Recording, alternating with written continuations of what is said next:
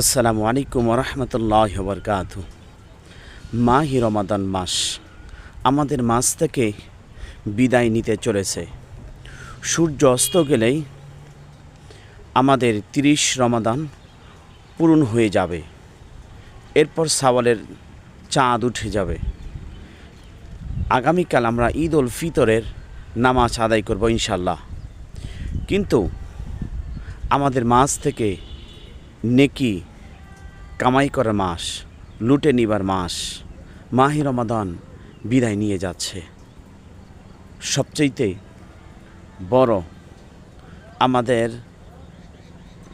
যে একটি মৌসুম ইবাদতের, সেটা হলো মাহি রমাদান। নেকি রোজগার করা, নেকি লুটে নিবার মাস রমাদান মাস। আল্লাহ পাক এই রমাদান মাসকে ওসিলা করে সকল কবরবাসীকে আল্লাহ মাফ করে দেখ।